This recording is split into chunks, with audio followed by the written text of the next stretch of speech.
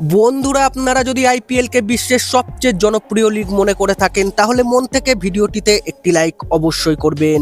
একবেলা খাবারের পয়সা ছিল না, পরিবার চালানোর জন্য দায়িত্ব সামলেছেন আম্পায়ারের ভূমিকাও। লখনৌয়ের বিরুদ্ধে অবিশ্বাস্য জয় তাকে রাতারাতি নায়ক বানিয়ে দিয়েছে। কে এই ক্রিকেটার বিস্তারিত জানাবো বন্ধুরা, তার আগে ভিডিওটি পুরো দেখার আবেদন রইল এবং চ্যানেলে নতুন এসে থাকলে চ্যানেলটিকে সাবস্ক্রাইব করবেন।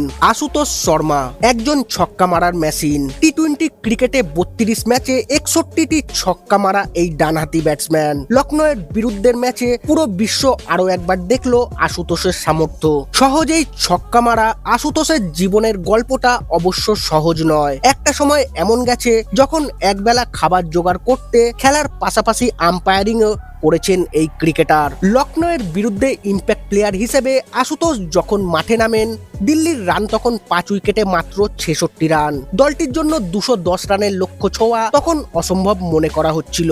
আশুতোষ ইনিংসের প্রথম 20 বলে করেন 20 রান। তখন দিল্লির হাতে রয়েছে 4টি মাত্র উইকেট। সেখান থেকে নিজের ইনিংসের পরের 11 বলে 5টি ছক্কায় 46 রান করে দলকে 1 উইকেটে জয় এনে দেন আশুতোষ। তবে আশুতোষের জীবনের গল্পটাও তার ইনিংসের মতো ফিরে আসার গল্প।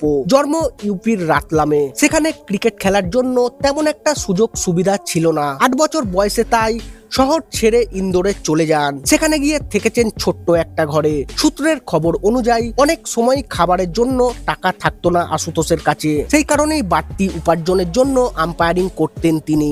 2018 সালে প্রথম মুস্তাক আলী ট্রফিতে মধ্যপ্রদেশের হয়ে খেলার সুযোগ পান। 2019 সালে মধ্যপ্রদেশের হয়ে করেন 233 রান। এমন পারফরমেন্সের পরেও আশুতোষ দল থেকে বাদ পড়েন। এরপর প্রায় 4 বছর ধরে কোনো ধরনের শীর্ষ পর্যায়ের ক্রিকেট খেলার সুযোগ পাননি এই ব্যাটসম্যান। 2023 রেলওয়ের হয়ে খেলার সুযোগ পান আশুতোষ।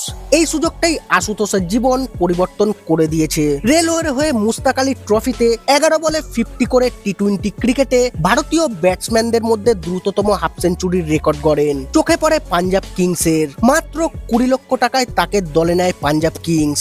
2025 মেগা নিলামে 3 কোটি 80 লক্ষ টাকায় তাকে দলে নেয় দিল্লি। আর প্রথম ম্যাচেই দিল্লিকে অবিশ্বাস্য জয় এনে দিলেন তিনি।